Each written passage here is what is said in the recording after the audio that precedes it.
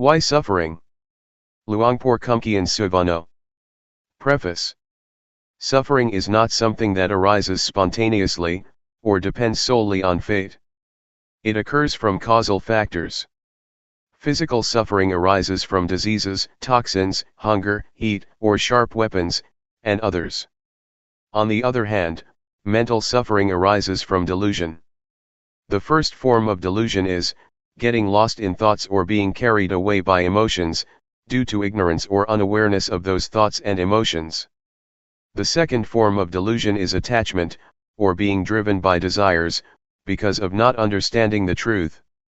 In other words, not realizing that everything is impermanent, hard to endure, and not the true self. Consequently, it is impossible to cling onto anything. Physical suffering is not difficult for most people to understand, while mental suffering is perceived to be caused by illness, old age, poverty, loss of beloved things, or separation from loved ones. In essence, it arises from experiencing instability in life, or encountering negative worldly conditions. In fact, even if we lose wealth, social status, or endure illness, our mind does not suffer unless we attach to those wealth, social status, and physical body. The less attached we are, the less our mind suffers when such situations occur. Although, completely letting go of things is challenging for human beings, it does not mean we are incapable of starting from this moment. While we are still unable to detach from everything, one thing we can do is let go of the thoughts and emotions that arise during times of instability. Even if we cannot prevent their occurrence, we have the ability to be aware of those thoughts and emotions, by being mindful and observing them. Once we truly see and become aware, those thoughts and emotions cannot overpower our mind, or cause mental suffering. Old age, illness, loss, and separation are things we cannot avoid, but we are able to protect our mind from suffering. This is one of the rights that we have since birth, the right not to suffer. However, we can truly exercise this right only when we cultivate awareness and deepen our realization of the truth, in order to expel both forms of delusion, starting with the delusion in thoughts and emotions, followed by the delusion of attachment. In other words, we cultivate mindfulness and wisdom respectively, until they reach their full potential.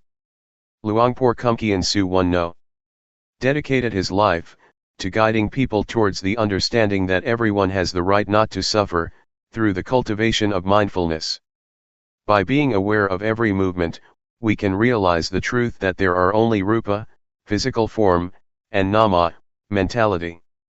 Nothing is our true self or belongs to us. The various sensations that arise are simply agara, condition, not the self, not us, and not belonging to us. Even when dukkha, vedana, painful feeling, occurs, no one suffers. In other words, suffering exists, but no individual who suffers.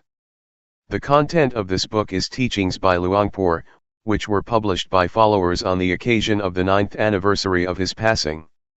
Its purpose is to motivate everyone to be diligent in our practice, enabling us to gain the greatest benefits of being born as a human in this lifetime.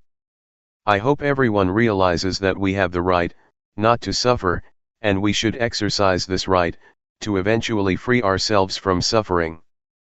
Propisan Vizalo. August 12, 2023. Let's listen to the Dhamma. Luangpor will speak to you. Listen to the teaching, and act upon it. Do not just listen for the sake of memory. Listen not only to understand, but to put it into practice, to experience it, and to embody it into our being. This is the practical aspect, not the theoretical understanding. We cultivate mindfulness. The primary practice is not to pray, worship, or wish to gain something out of curiosity. We do not need to think, but rather rely on our actions as guidance. Use our body and mind, which are referred to as citta, mind, cetasika, mental factors, rupa, physical form, and nibbana, enlightenment. These are paramathasajja, absolute truth, not samyati paniyati, conventional term. We bring our body and mind, rupa, to experience it directly, without any sense of seriousness, desire, or caution. We simply immerse ourselves in the action and allow our body to connect with awareness. Make them bound together. Bring our mind, consciousness, and awareness stick together. Previously, our body was trapped in ignorance or delusion, and our mind was lost in emotions. We allowed emotions to take control, becoming the master of our mind. Meanwhile, our body was attached to delusion, causing wasted actions, wasted walking, and wasted breathing. Every movement was useless, without any benefit gained. Thus, we must make use of our body and mind. Do not allow delusion to compound and carry them away. Instead, bring awareness to intervene with delusion.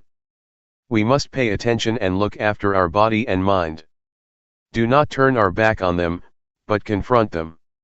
Transform our physical eyes into inner eyes to observe both body and mind. Do not hide or run away, but rather look at them right here. Watch them, call them out, and respond to them. Something is always intended to command us, but we do not necessarily need to obey. Be aware of it and call it out. For example, while we are sitting and practicing rhythmic movements, a thought of standing up arises. It is commanding us to do so. Recognize the thought but do not stand up as commanded. We can stand up on our own with awareness, rather than follow the thought. This is the mindfulness practice. Let awareness lead our actions, not thoughts, not feelings, or other factors. It is similar to monkey training, in which a monkey obeys only one specific person, its owner, or trainer. If someone else gives orders, the monkey becomes confused. Like when it climbs a coconut tree, and someone says, "Get a coconut over there." The monkey will be upset and shake the tree, refusing to do so. It waits for the owner to command. If the owner says, "Come on, try again. Get that coconut," the monkey will go and touch it. Then, the owner approves yes. It will grab that coconut right away. However, if anyone else tries to order it around, the monkey will stop and not respond. This is monkey training and also applies to elephants, cows, buffaloes, pigs, dogs, and other wild animals. Sometimes, the animals can recognize the command stop. They will immediately stop their action. To train ourselves is the same. We must allow mindfulness to take lead, take control, and always make it applicable. Be aware of what we are about to do, whether it is thinking, standing up, walking, or moving. Allow mindfulness to guide our body and mind. This is gamatthana, meditation. Without starting in this way, it is not gamatthana. It becomes cintayana, knowledge resulting from thoughts. And vipassanupakilesa, imperfections of insight, which rely on understanding and reasoning. The reasoning is not paramatha, absolute truth, but samyati paniyati, conventional term, which is different. Liking is one thing, disliking is another thing. But at paramatha level, they are all one. They are all awareness. Observing the body, we see this; observing thoughts, we also see this; observing vedana, feeling, we see this; observing actions, rupa, physical form, and nama, mentality, we see the same thing. It is not seeing something different. If we are mindful, the mental illusions will not arise often. Even if they do arise, just notice them and illusions will suddenly fade away. Moreover, if our mindfulness is powerful, it can serve as our inner eyes. They have the ability to see thoughts, emotions, and vedana. Our physical eyes cannot see them. They are limited to seeing only rupa, physical form. We must keep our inner eyes open, do not let them close. Closed means diluted. Meanwhile, awareness is being conscious through the opened inner eyes. Even with closed eyes, we can be simply aware. For example, when we practice rhythmic movements, we can still be aware of our moving hands with closed eyes in the dark, without any light. During walking meditation, we can also walk without looking at our feet. Just be simply aware. Be aware of the existing body. Let's practice this together. This is not a university study, finished with a graduation. But it is finished through our actions. Start with actions and end with actions. It is not concerned with beliefs, religions, genders, races, or languages. It is entirely about actions. Do not get caught up in any views, let them go. Take actions instead. Focus on actions, which are concrete and tangible. We have our own hands, and the movements they make are genuine. This is the real action. Likewise, our breath is with us all the time, but we rarely breathe with awareness. We tend to waste it.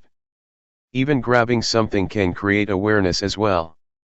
Every movement we make, whether blinking or swallowing, can become tools for cultivating awareness. Practicing rhythmic movements may cause some body pains and aches. For newcomers, Vedana, feeling, can be more overwhelming, compared to those who have been training for a long time. They cannot sit or walk in a meditative posture for so long, due to the intensity of Vedana. Newcomers can easily get lost in these physical sensations, as Vedana tries to distract and lead them towards delusion. This is similar to infiltration or transformation, such as how diseases spread, and our bodies work to resist infection. The awareness and Vedana are similar. Vedana always uses its greatest power, to force us until we surrender. If we are not conscious or not aware of this, we will easily get caught up in Vedana. It will command us, become stronger, and make us submissive to it. We have to realize it. Newcomers sometimes get lost and fall into Vedana, experiencing physical pains, pleasure, and suffering. Some people may struggle with pain and suffering. They eventually raise the white flag. Do not surrender in this sense, observe it closely. The wisdom will manifest right here. Even if it is pleasure, do not smile at it just yet. Keep an eye on it. The observation will lead us to wisdom. Do not trust in Sukha Vedana, pleasant feeling, Dukkha Vedana, painful feeling. And even, Adukkhamasukha Vedana, neither pleasant nor painful feeling. Recognize them for what they really are. In fact, Sukha Vedana is just one condition, Dukkha Vedana is another, and Adukkhamasukha Vedana is yet another. These sensations are not the true self. So, we look at these feelings, observe them. When they reveal themselves, we have to see them. Actually, these are what we will encounter, when we take this path of the mind. We face obstacles along the way, much like when traveling from Buriram to Sukatho. We have to hike up mountains and pass through difficult journeys, until we finally arrive at Sukatho. We climb mountains and slowly go against the slope, just as a car gradually loses energy. Once we reach the top, we can take a breath of fresh air. The weather is different from down below. Similarly, in Dhamma practice, we sometimes go against the current, as Vedana pulls us down. Just be aware of it. Also, the mind that has been like a servant to thoughts, naturally thinks. Even though the mind and thought seem to be the same, they are not.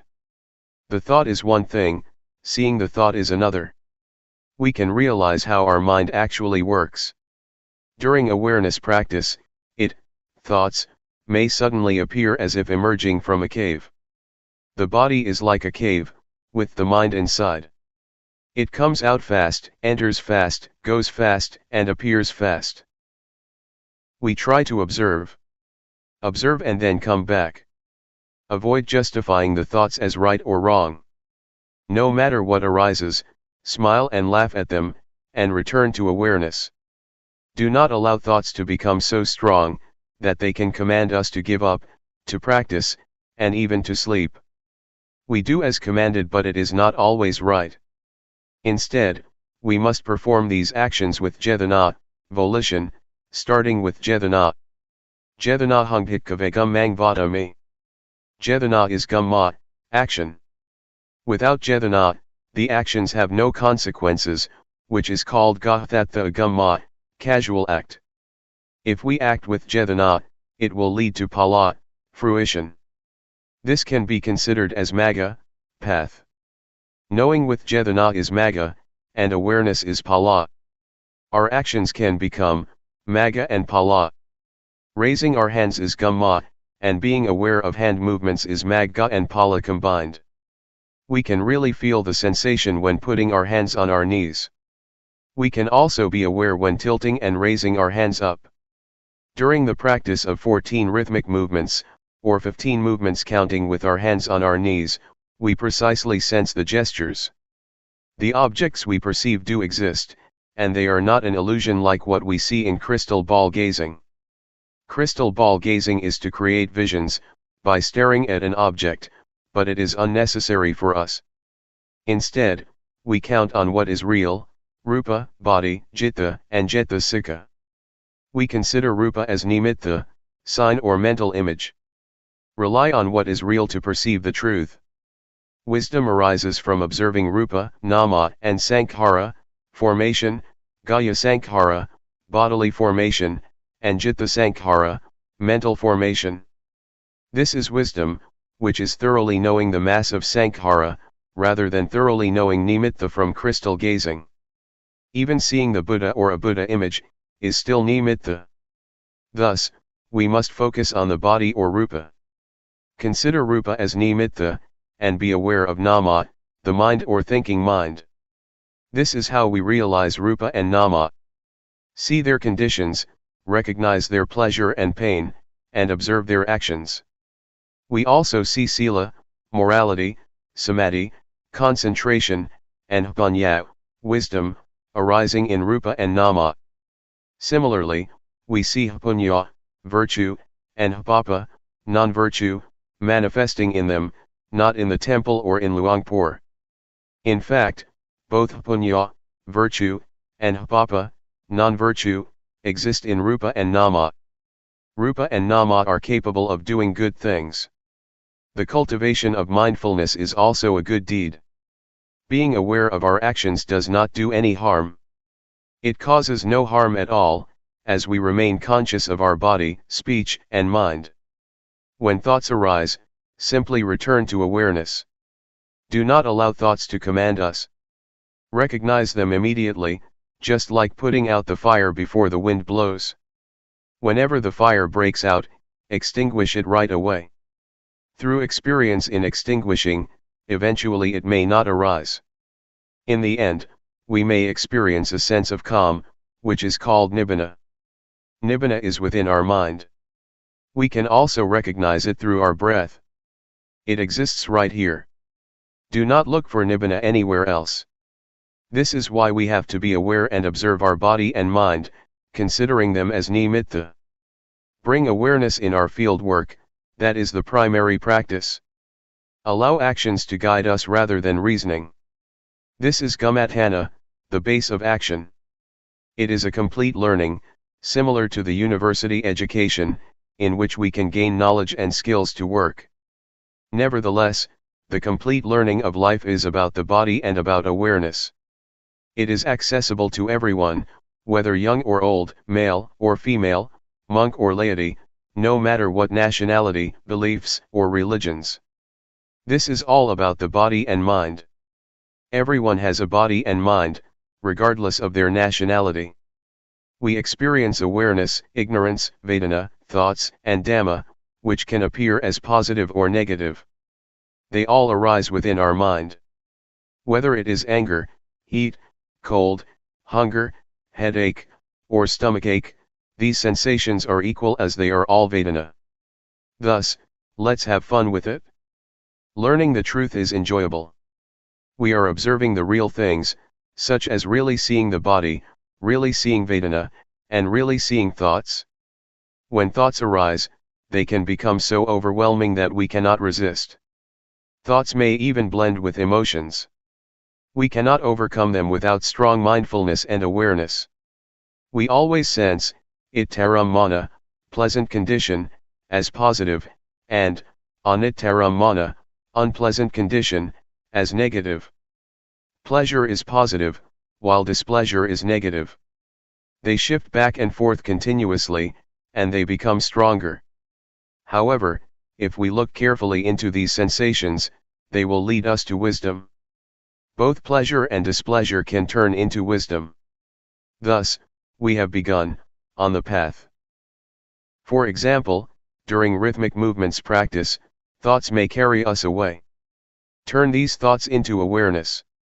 Whether we experience suffering or happiness, we can change both into awareness.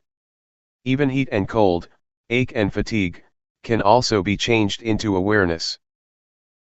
Awareness has the ability to transform any conditions that occur in our body and mind. When we are hungry, we may eat until we are full. However, turning hunger into fullness is just an action with no benefit. Instead, we have to be aware. Both hunger and fullness are bodily conditions or agara, not a self.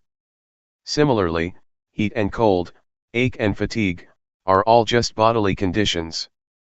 They belong to the body, not to the self. When we feel pleasant or unpleasant with these conditions, we become lost in delusion. To gain wisdom, we must realize that they are just bodily conditions. Anger, anxiety, and sadness are mental conditions, or agaro likewise. Pleasure that is derived from fulfillment is also a mental condition, not a self. We allow these conditions to develop their influential power, commanding us to keep climbing higher, without ever stopping. If we look at it, we will see.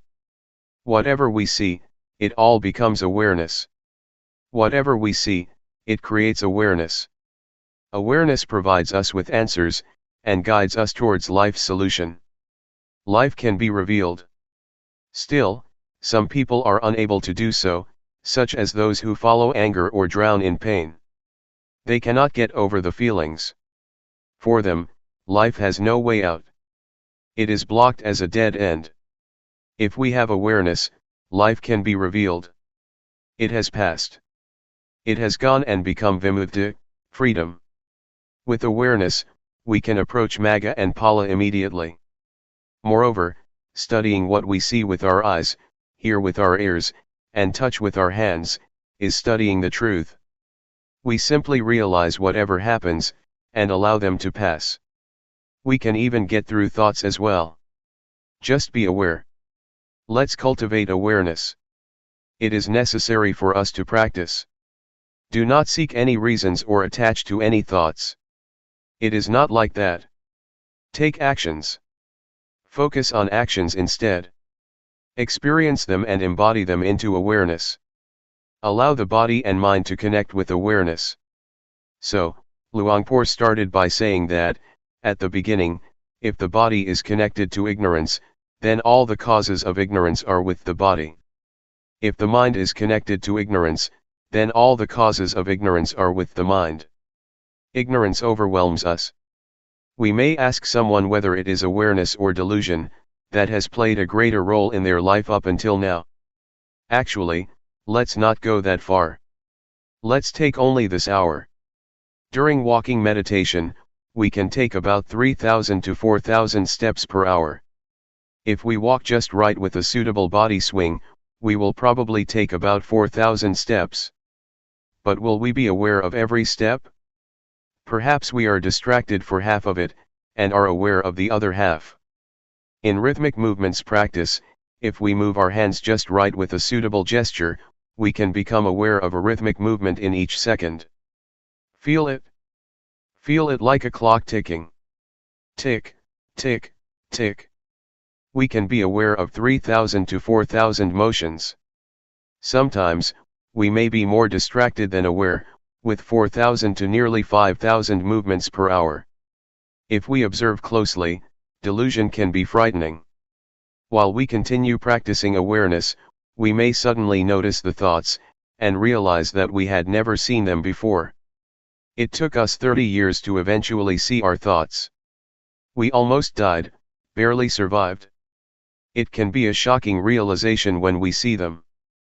Previously, we had never recognized delusion and thoughts, as we believed we could live with them. We could think anything, even insane and ridiculous ones. Once we become aware of thoughts, we can realize how much our life is affected by them. It is like walking on the edge of a cliff, where we can easily slip out and fall. If we are careless, we do not survive. This is very terrifying. The mind is capable of thinking about anything, including harmful thoughts. It keeps thinking without limits. Even when we are angry, we eat and sleep with anger.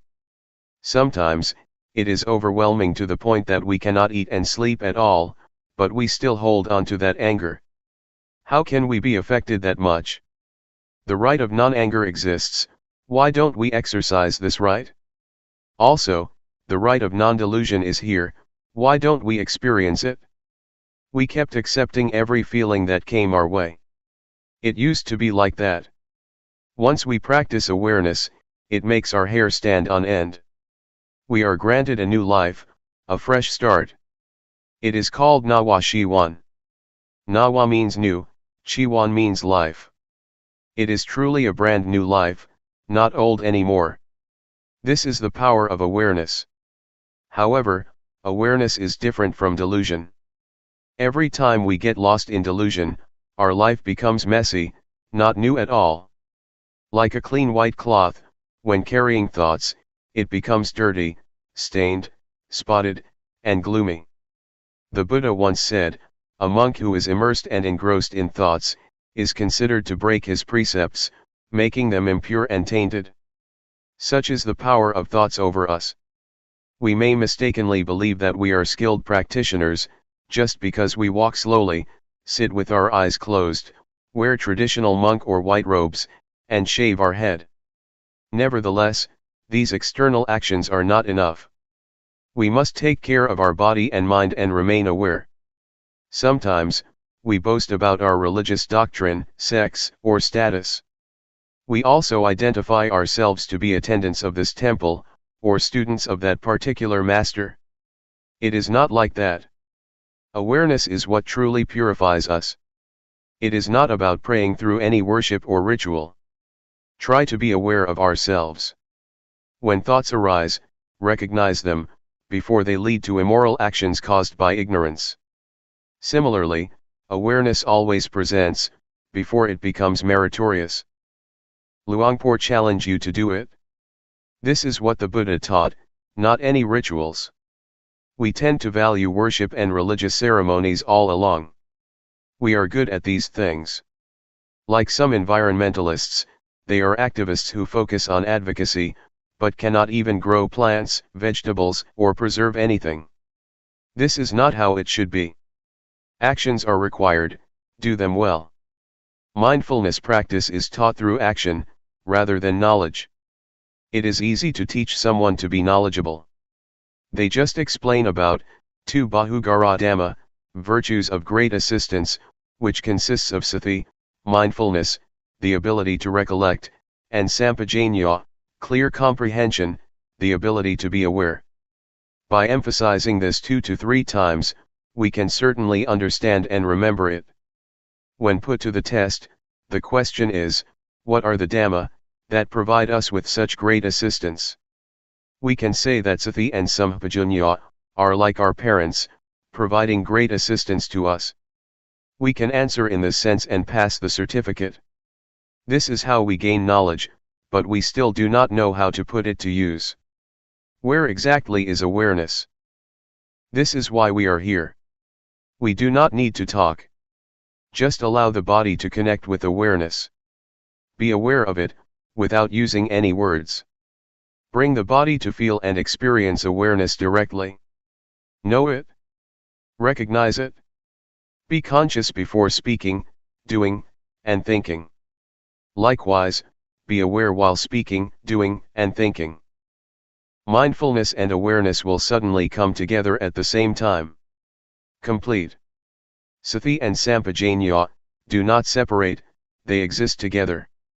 When we flip our hand, we are aware of it. Even before flipping our hand, we can feel it. While flipping our hand onto its edge, we recognize it. This is a sense of awareness. Raise our hand up. Feel it. Bring it here. Be aware of it. Know it. Know it again. Know it lightly. Know it fresh. And know it purely. Spiritual Tips for Meditators. Part 1. By Luangpor Teean. The Path of Mindfulness. Now I am going to teach you the way to meditate. Please relax and feel comfortable, because what I am going to teach you is based on something you already have in your mind. The teaching that I am going to instruct you in is based on something which is real and genuine, the truth. And the truth cannot be deceived. It cannot be deceived by neither the master nor the students. The master cannot deceive the student and the student cannot deceive the master, once either of them has realized or understands the truth. This is a technique that can be understood by everybody. All of us have mind and body. We also have mindfulness. Mindfulness is a quality of mind that we can cultivate and develop, but it is already in our minds. Once we are mindful or once we are awakened to mindfulness, all of us are the same, but if we do not have mindfulness or if we are not mindful, we are different. Meditating, especially developing mindfulness, does not require special time designated specifically for this technique. It can be practiced all the time in our daily lives. It does not demand special time, mainly because mindfulness is already in our minds. It can be developed through our daily activities. If we practice properly, we will feel that our lives are normal.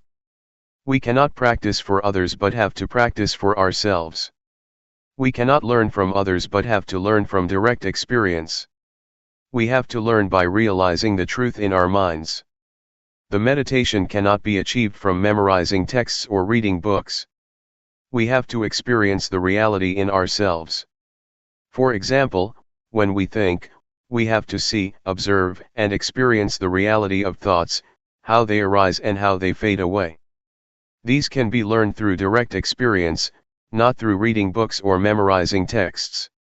What I am trying to convey is what I have realized from direct experience, not from analytical thoughts or knowledge of texts. This realization is based on direct experience that everybody can achieve or realize for himself. When we practice on what we already have. We have body and mind. We practice by using our body as an object, our body's movement. When our body moves, when our hand moves, we should just be aware. The hand is real, the body is real, and our awareness of them is real and can be cultivated. The more we practice, the more awareness we accumulate. This way of practicing asks us to accumulate awareness, until it becomes the dominant quality of our minds.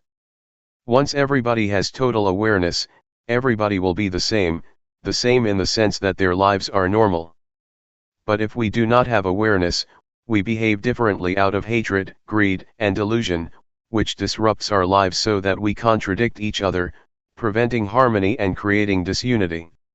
So, the point is how to cultivate awareness. The key to Buddhist meditation is cultivating awareness, and I am going to instruct you how. Once we understand and practice by ourselves, we will know ourselves better and live our lives properly. Now I will demonstrate. Everybody, please place your palms on your thighs, sit comfortably, and open your eyes. First turn your right hand onto its edge from your thigh, raise it to the height of your chest, and move it to your abdomen. Turn your left hand from your thigh, raise it to height of your chest, and move it to your abdomen. Move your right hand to your chest, move it out, lower it to your thigh, and turn it down. Raise your left hand to your chest, turn it out, lower it, and turn it down. Again. Please try to be aware of every movement, aware, not focused. Feel, Feel the sensation of your body. Just make it natural. Just feel it. That is the way to develop awareness naturally. Sometimes thoughts will sneak into our minds, just open yourself up to them but don't follow them. Once we are aware of our thoughts, we return to our body, to the movement of our hands. This method does not encourage one to stop thinking but just to be aware of it.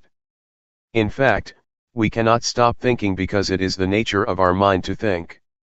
We should be open to all kinds of thoughts, but do not follow them or repress them. Just be aware. With awareness, we will be firm and not react to our minds, either positively or negatively. This is the introduction. I would like you to try, to practice, to feel yourselves and see how it affects your mind. When you place your hand on your thigh, do you know where your hand is? Once you know where your hand is, you have already cultivated knowingness, that is to know, to feel where your hand is. And the practice of mindfulness is based on this awareness. When you turn your hand on your thigh, do you know the position of your hand? You know where your hand is, right? Raise your hand. Is it on your thigh? Where is it? Who knows the position of your hand? You or other people? Can anybody know for you? Is it only you that can be aware of where your hand is? No, no, no, be aware, be aware, be aware. Do not force your mind to focus or concentrate on every minute of your movements, just feel every step intervally, and don't focus your mind to feel like a straight line of feeling. That's not the right way. The only thing you have to do is be aware. Don't analyze or try to reason what you are going to do or why you are having such thoughts. Don't analyze or rationalize any of your thoughts.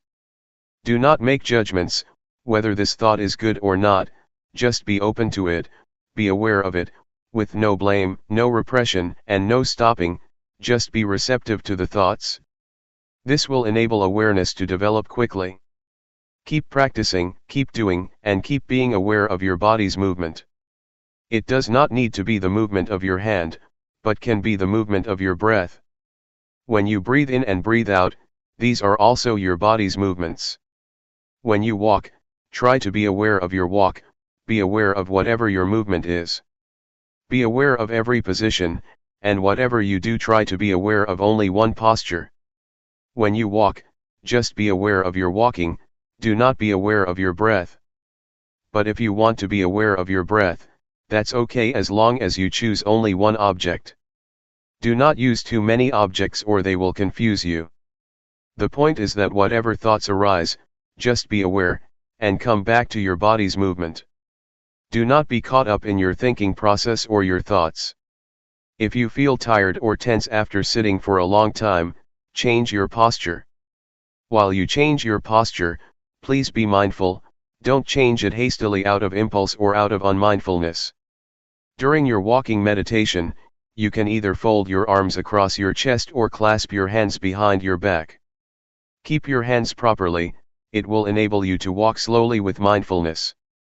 About 8 to 12 paces of walking will do for the meditation. Do not walk for too long a length or your mind will be easily distracted. If you walk at my speed, in 1 hour you will walk 4,000 paces. If you know every pace, you already have 4,000 units of knowingness in 1 hour. It will accumulate and can change the quality of your mind. Anyway, if you become distracted or you forget and become unmindful, when you walk or move your hands, that's okay. Do not blame yourself or feel unhappy when this happens. Just let it go and start again. When a thought disturbs your mind, let it be. Do not try to repress or suppress it. Just feel open to it. It will fade away automatically. This is the nature of the mind that we can realize through meditation. Now, let's try to experience it ourselves. After practicing for an hour, you may come back and we will have a question and answer session for 30 minutes. How was your practice? When you felt distracted or caught up in your mind, did you see the difference between them? Did you realize when you were caught up in your thoughts? Did you see the difference when you came back to your body's movement, or became aware of the movement of your hands or walking? Once you did that, did you see that the thoughts just ceased or passed away? When you are caught up in your thoughts or overwhelmed by emotions, you may forget to move your hand, or you may move it but have no full awareness of your body. That's okay, but try to return to your hand's movement or to your walk. Once you are aware of your body's movement, you are already a practitioner. A Dhamma practitioner develops awareness. This is the only duty of the practitioner. The same goes for feeling. If you feel tense, physical pain, or tired, do not be overwhelmed by the unpleasant feelings. Just come back to your body's movement or just be aware and see the painful feelings. In other words, don't become lost, caught up in or overwhelmed by these unpleasant feelings, but be aware. Awareness will enable your mind and your life to go ahead without being interrupted by thoughts or feelings or any kind of disturbance. Thoughts will arise, feelings will disturb you, but if you have total awareness, you can go ahead without being stopped or blocked by these hindrances. You will go ahead, go straight ahead. For beginners, just cultivating awareness is enough. Do not try to achieve or gain anything. Do not expect any realization, any insight, or wisdom from the practice. Just awareness is enough for you at the present stage, and it will enable you to go ahead without any problems or difficulties. For the beginners, you may not sit longer if you wish, and the awareness may develop slowly, not smoothly. That's okay. Just try to keep practicing, and this will enable mindfulness or awareness to develop. Do not feel bad when you feel you are caught up in your thoughts, or in pleasant or unpleasant feelings, or you become forgetful of the practice. That's okay. Do not blame yourself. Do not feel depressed. Just come back to the practice, come back to be aware of your body's movement. When you keep practice, you keep accumulating awareness. You will begin to see, to realize, the nature of your mind. You will see that thought are one thing and mindfulness is another. The thoughts or feelings are not you, not yours, not me, nor mine. Previously, you may have thought that the thoughts are your thoughts, but in fact, they are not your thoughts. The thoughts are just there, but they are not yours. And this you can see, because of mindfulness. Mindfulness will separate you from the thought, so you can observe the thought without being identified with it, or take it to be you or yours. In the sutra, the Buddha advises us to contemplate, to be aware of body, feelings, and mind or the thoughts. These three aspects, body, feeling, and thoughts, are already with us, they are not something outside of us. We can use them for our spiritual well-being. In the past, when we wanted to stand up, we stood up instantly out of habit. But if we practice and develop mindfulness, before standing up, we will be aware of the desire to stand up. Thus we will stand up mindfully. We can apply this approach or this attitude to whatever activity we do, and our lives will be on the path to mindfulness. Meditation's priority is to develop awareness first. It is the crucial factor that needs to be developed during the practice. This is important because we are already good at analytical thinking. But we have to practice another quality of the mind, awareness. It will lead us to a realization through direct experience, that cannot be achieved through thoughts or the analytical mind. Any questions? If you want to ask, please ask based upon the experience that you have already had from your practice in the past few hours. Do not ask through the analytical mind. Question: the mind that gives rise to thought, the mind that's mindful, and the mind that is aware, are these minds the same? Answer: practically speaking, you can see the three. You can see the scattered thoughts, or you can observe the mind. This can happen when you are aware of your body. When you are aware of your body and a thought arises, your mindfulness will come and watch and be aware of your thoughts.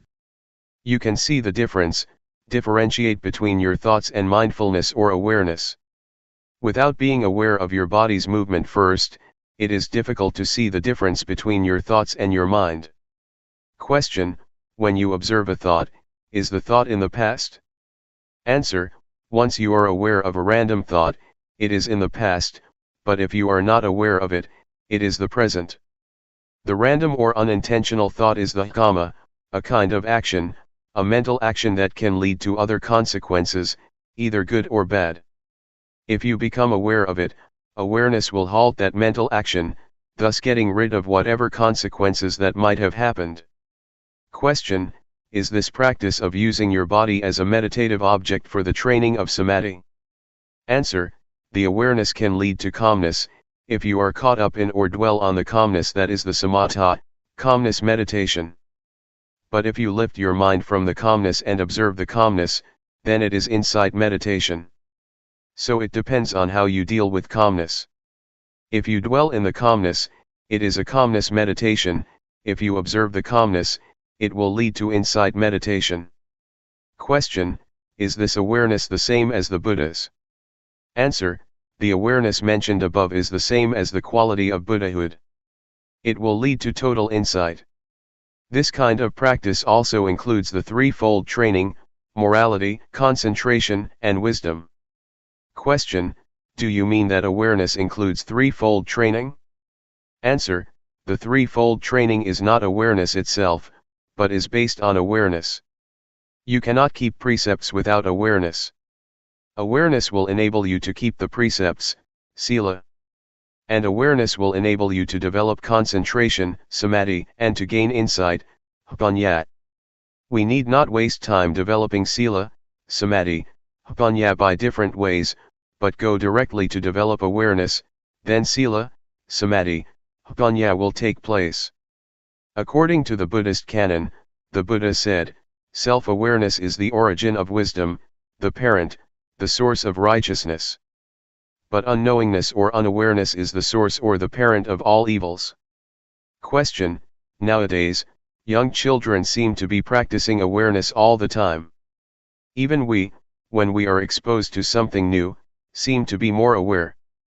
It seems as if we come to this world practicing awareness, then we start thinking, then we have the same thoughts over and over, and that turns off our awareness. Why is this happening? Answer: it is because we have eyes, nose, ears, mouth, and body, the 5 sensual bases, and mind, the 6th base, to understand the world. We use these 6 bases to have contact with the world, and this leads us to a lot of concocted mind. We think a lot because we have a lot of contact with the outside world. That's why our minds become busy and keep thinking all the time. We ignore another quality of the mind, awareness. That's why we have to come back again, because we have ignored it for such a long time.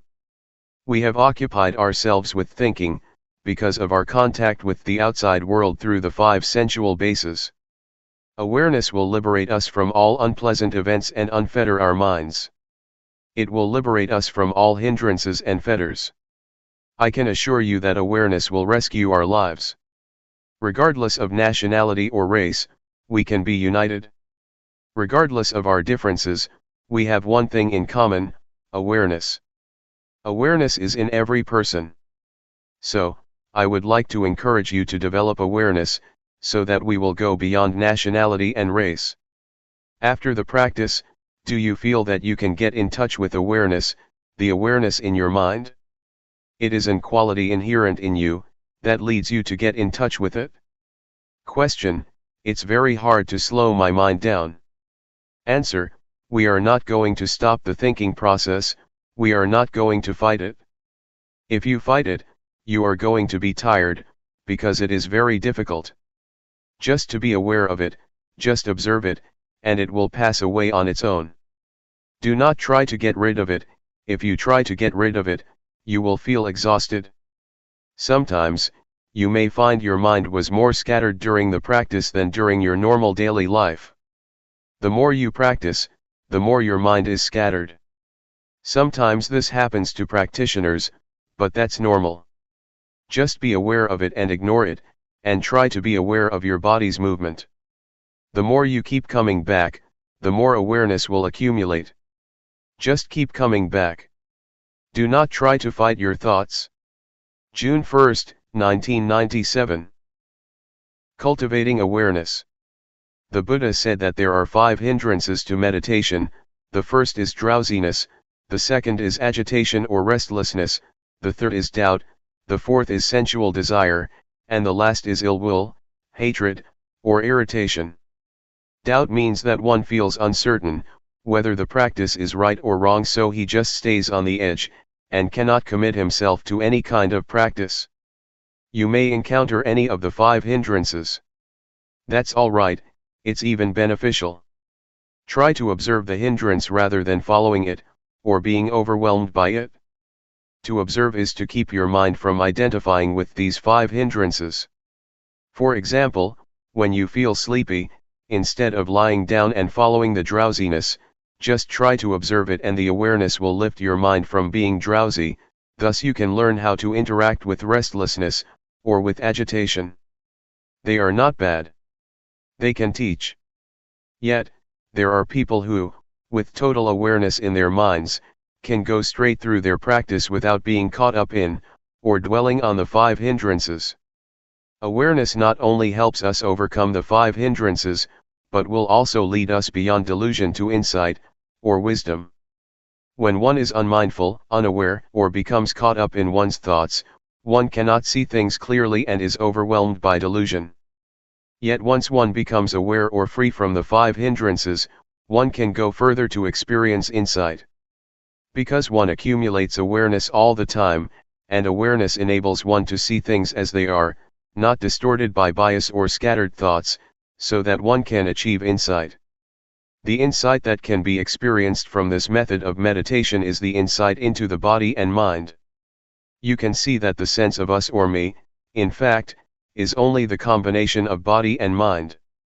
You will understand the nature of rupa, the form or body, and nama, the mind. You will see how they interact with each other.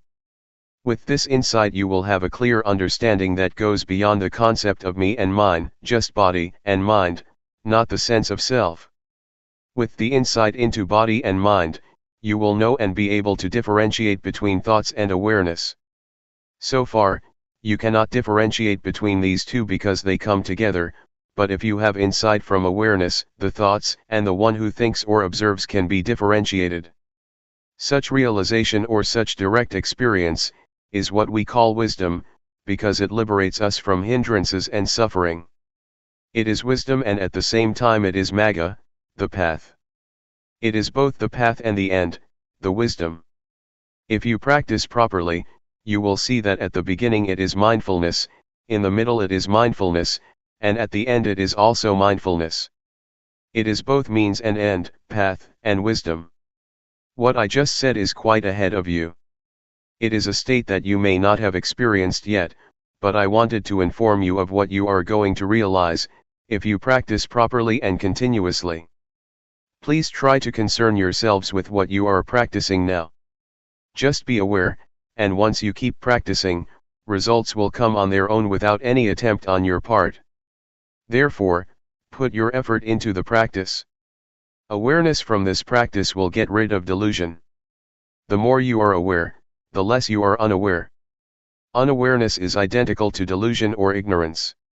If you accumulate awareness through this method, it will form a solid base for keeping moral precepts, for concentration, and for wisdom. You will live your life morally once you have full awareness. At the same time, you will also have calmness or concentration, once you are fully aware of what you are doing. Meanwhile, insight can take place with awareness. Thus, awareness can lead us to the totality of life, the totality of education or training. Awareness or mindfulness enables us to awaken. An enlightened one is one who has total awareness, total mindfulness. Buddha said many times that the Arahant, the enlightened one, is one who has full mindfulness and awareness in every moment of his life. His experience is like traveling in a freeway on which he can move ahead without any obstructions. Mindfulness is like this: you are not caught up in any thoughts, but move straight ahead in your life. You can learn a lot from this practice. You can understand a lot of things in Luangpor Teean's mind. It is as if your life is the texts, your practice is the texts, and you can gain a lot of knowledge from it. Your experience is the source of knowledge that will enrich you. I would like to persuade you to see for yourself. Try to see it, experience it, and it is within your capability to understand it. I would like to encourage you to learn more and more from the practice. This is not some kind of propaganda or an advertisement, but just an encouragement. Practice like this is sort of forming a new habit of awareness. Right now, we have the habit of unawareness, of doing things out of habit without awareness, but if we accumulate awareness, a new habit will be formed, and whatever we do, after we practice properly, we will be aware of our daily movements. But if we do not practice, we will easily fall back to delusion, to our forgetful habits. So, please try to accumulate awareness and try to be mindful. Another point that I would like to emphasize is that, awareness is not a quality confined to myself or monopolized by anyone. It's a quality inherent in all of you. You are all capable of increasing and developing your mindfulness, not only in this room but also in your daily lives. That's all I would like to share with you. The only thing you should do is to realize it yourselves. What I talked about is not for you to memorize but for you to experience yourselves through practice. Both of us will stay here for more than a month. Should you have any problems, please come and talk with us. Question: awareness is not limited to our hands movements only, right? Can it be expanded to things like scratching itches? Answer: that's right. Whatever you do, whether coarse or subtle, breathing or swallowing saliva, or even when you just raise your hand to get something, be mindful. Just be aware of whatever you are doing. That's the proper way to practice. Question: if one moves without awareness, is that ignorance? Answer: yes, that is a kind of ignorance. There are many kinds of ignorance. The most fundamental ignorance is of the things that cause suffering to you, whatever kind of thoughts or understanding that troubles you, or creates suffering for you. Question: the Buddha's awareness is the same awareness that we are talking about, except his awareness is continuous, right?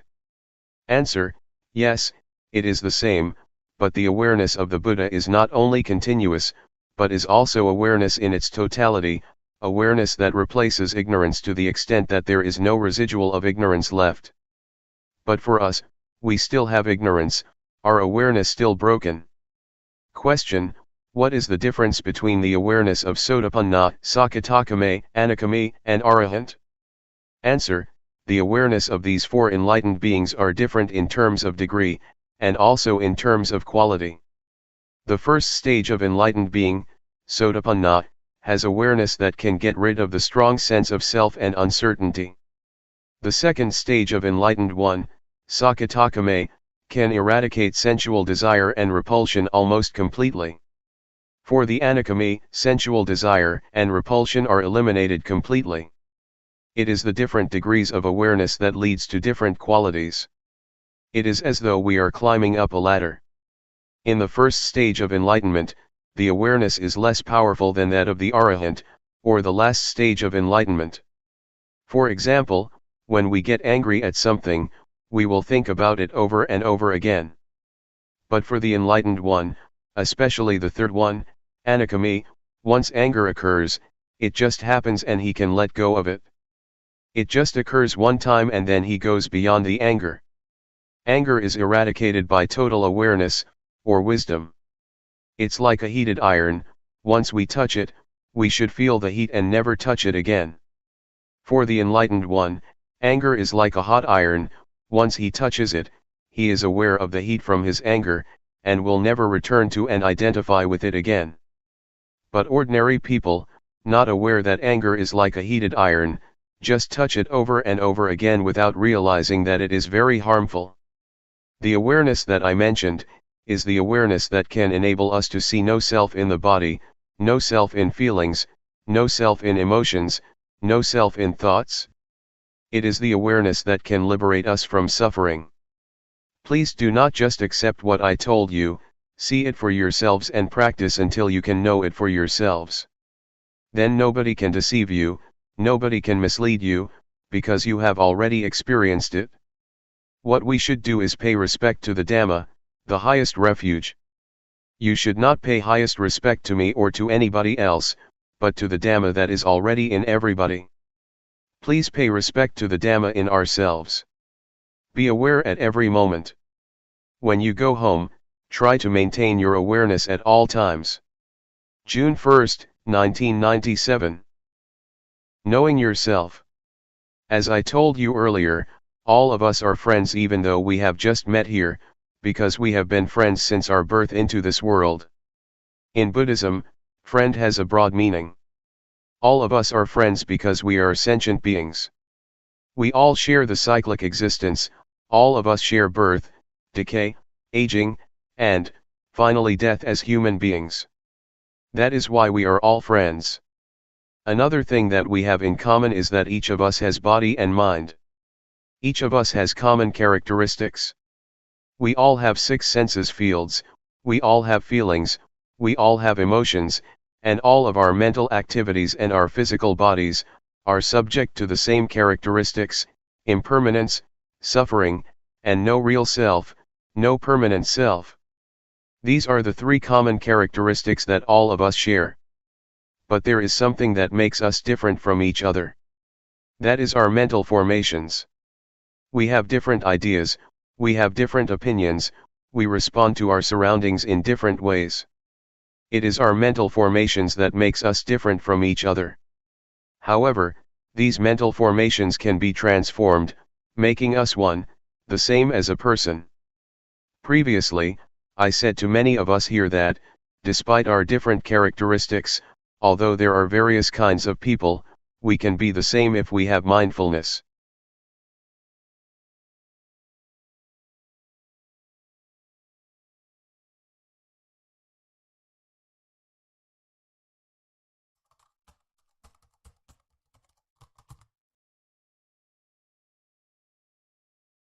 May all beings be at ease, whatever living beings there may be, whether they are weak or strong, omitting none, the great or the mighty, medium, short or small, the seen and the unseen, those living near and far away, those born and to be born. May all beings be at